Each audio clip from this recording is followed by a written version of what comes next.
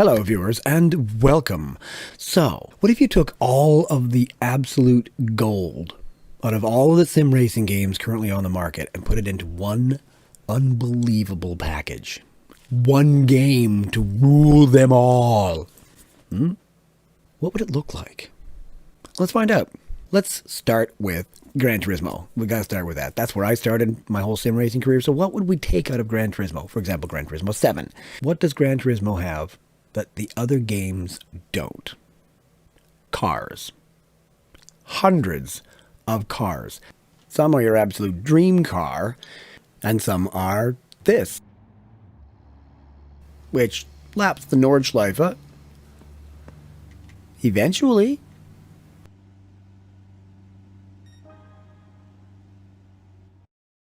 But they're in the game, and to have that at your disposal, it's like, I feel like ripping around Austria, but I really want to drive a Honda Civic. Okay, jump in a Honda Civic and away you go. Tune it up however you want. That aspect of the game from Gran Turismo is fabulous and definitely needs to be brought over. Okay, lots and lots of cars. What else? Well, Gran Turismo has some pretty excellent tracks specific to Gran Turismo. Deep Forest, Trial Mountain, they don't exist in real life. They're fantastic. Dragon Trail, both of them. Amazing tracks, I love them, but they don't exist. So those things need to be brought over as well. There's another aspect. In terms of being able to get the cars that you want, there needs to be a dealership, and a legend shop is kind of handy. Do they need to be separated? Probably not. Just put the legends in as part of the dealership kind of thing and have the used cars as part of the dealership. One thing that does need to change, though, is a used car dealership definitely needs to change up their stock a whole lot more than Andy does.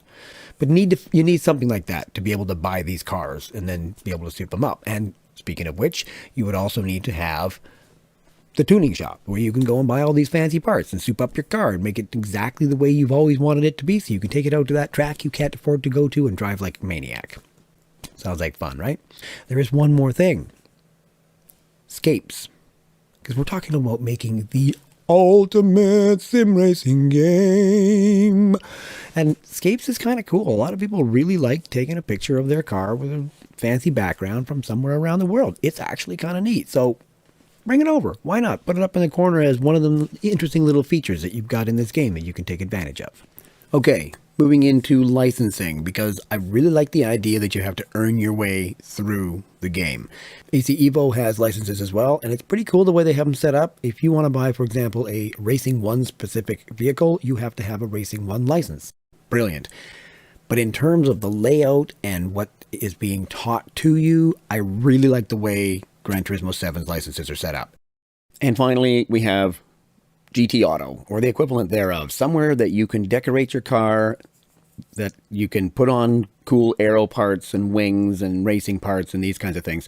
Because a lot of people, and myself included, really enjoy making liveries. I have a fairly standardized livery that I use in all my vehicles, and I really enjoy making them, and a lot of people do. GT7 actually does a pretty good job of this. You have the livery editor, which allows you to have access to an absolutely ridiculous number of colors, tons of stickers and decals and stuff that you can use to decorate your car and make your livery. The interface for doing so is not all that bad. It takes a little bit of getting used to, but once you do, it's actually pretty good. And the last aspect of GT Auto that I really think would be cool is, of course, the mechanical side of things, where you can get the body widened, you can change your engine, you can overhaul your engine, change your oil, these kinds of things. It's cool to have that in the game, but it needs to be more integrated between the various bits and into the game itself. Right now in GT7, if you don't change your oil and it gets too bad, you lose a couple of horsepower. That's it. It won't make the engine blow, because it makes no difference, and it needs to, because it's a really cool feature that if you don't actually change the oil in your car, it's going to blow up. I mean, maybe some people don't like that. Fine, offer a toggle switch. You can turn this feature off. But for those people who want that level of immersion, it's really kind of cool to actually have to take care of your car, make sure that the oil is changed, that your engine's in good shape, blah, blah, blah. So bringing that in and then, cranking it up a notch from what GT7 has and making it properly integrated, so your engine power is dependent upon the life of the oil and how many kilometers and what kind of kilometers and how many bumps you've run over and all these kinds of things, then you could have an extremely accurate car collector game, if you will, which of course is what GT7 is. Okay, moving on then. Assetto Corsa. We'll start by age. In which case I should probably start with BeamNG. It's actually a year older. Okay, BeamNG, what would we bring? Well, how about the fact that every car is built out of all of its various components, and you can literally pull it apart piece by piece. That game has the most amazing construction mechanics. There's that guardrail again. Oh, I lost a wheel. Oh no. Just to pick to find time to leave me loose wheel. And that's something that really needs to be in there, because then you can start programming things like, well, what's going to happen if my bumper gets dented? Or I break off a couple of aero parts, right? When you're mapping everything and modeling everything that accurately and something snaps off, well, that changes it. And the game could then potentially register that. We'll get to that later on. Okay, anything else from BeamNG? Yeah, the ridiculousness of it. There needs to be some kind of a scenarios is what they're called in BeamNG, so let's just keep calling them that. There needs to be something like that, especially one where the community could create these things and submit them, because let's face it, folks, being able to launch your car off a dam and shoot for targets is a hell of a lot of fun. All right, so let's move on to Assetto Corsa. What do the other games not have that Assetto Corsa has that's really excellent? It can be modded. You can mod the ever-loving mother holy crap out of that thing. You can create tracks, you can create cars, you can create scenarios, you can do all kinds of things in Assetto Corsa that make it an absolute winner in the sim racing world. So being able to mod the game like that is definitely something that needs to be included. Okay, so then let's go for Assetto Corsa Competizione.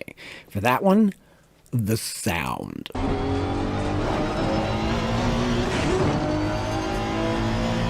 There's nothing quite as immersive as your car doing the whole rev thing when you're going over bumps. You know, it does that in real life when you're going over bumps. It makes it much more realistic. The stuff that rattles around inside the car, like, that's awesome. It's also extremely realistic in the way that it does move. The physics in that game are pretty stellar. So bring those things over, especially the sound. Okay, Assetto Corsa EVO. Not even a complete game yet, but there's definitely something I would pull from that, and that is the graphics. If you look at the way the reflections now in that game play on the sides of cars and reflect off various and assorted things, it is unbelievable. Two, they have a new modeling thingamabob, their world creator, that can literally place things from the world. You know, it's like, okay, that's what the world looks like? Okay, put them there. Grass, bushes, signs, cars, buildings, roads, you name it, it can be put there. In a lot of games, you'll see very much repetitious stuff. Like, they'll have an entire forest of trees down the side of the track, but they all look the same. And it becomes one of those, okay, yeah, you're not really paying attention to the background too much, but how accurate is it? Look at the trees. They're all different.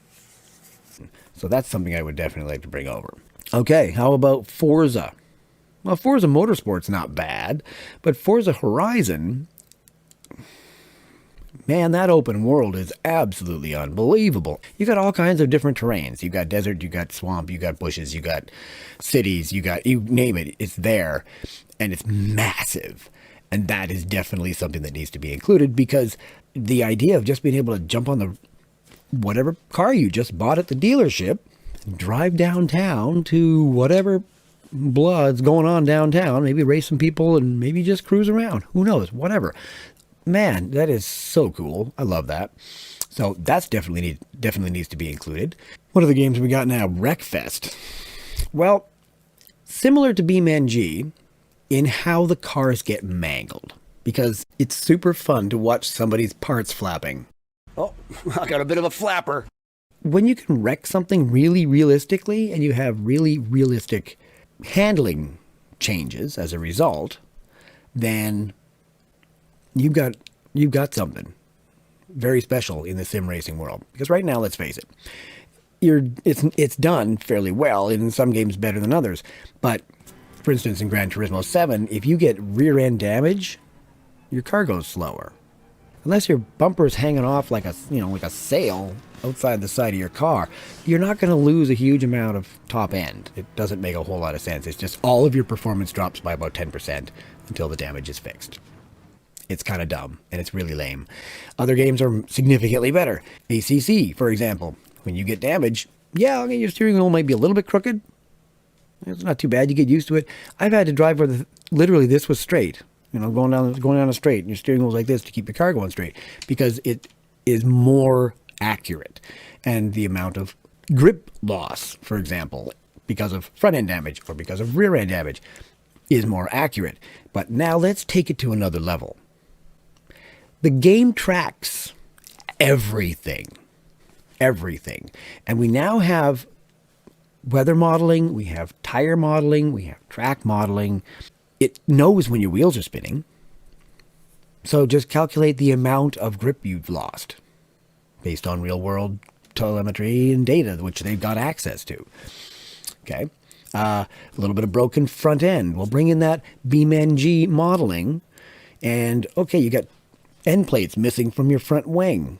Okay, you're going to lose downforce on that side of your car. That tire is going to have less grip. Like, these things can be brought into the game, and with what systems we've got now, there's no reason why it shouldn't be. We're getting that powerful. In terms of online lobbies, the one that I'm thinking of that I really like is ACC, but please understand, I don't do a lot of online stuff in the other good sim racing games like R Factor 2 and Audible Ballista 2. I haven't done a whole lot. So if you know of one in a particular game, you're like, no, this is the best, let me know. Make a comment below. Please let me know what it is. I'd love to check it out. What I know is the one in ACC works really, really well because you have a humongous list of races that people are hosting on all kinds of different tracks. You're guaranteed to find a track you like. It's pretty good racing because most of these guys, it's a server, and they don't want their server to be abused by a bunch of losers, so you can report them if somebody does something stupid. So there's ban lists and all the rest of it to make sure it stays as clean as possible. It's not perfect by any stretch of the imagination, but we are dealing with human beings. But yeah, that lobby system works, as far as I'm concerned, quite well. Like I said, if you have a different one that you know of that you think is way better, let me know. Let me know in the comments down below. Number 2 thing that really needs to happen. The penalty system from ACC, etc. isn't bad. It works. It teaches you to stay the hell away from other cars. But let's be honest, folks.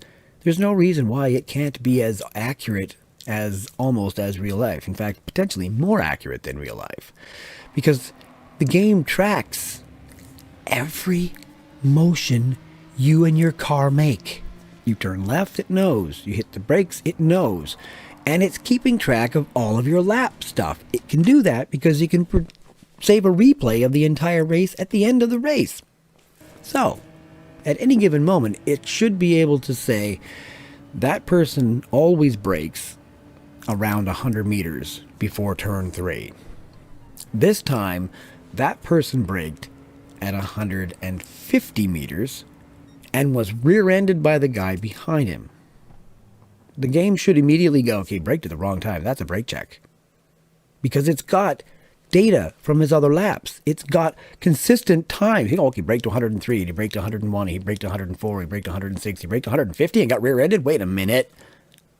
Okay. Going into the side of someone and knocking them off the track. Well, the game registers that. You got damage to your car. You've got some scratches on the side of your car now. So the game's obviously registered that you've been hit.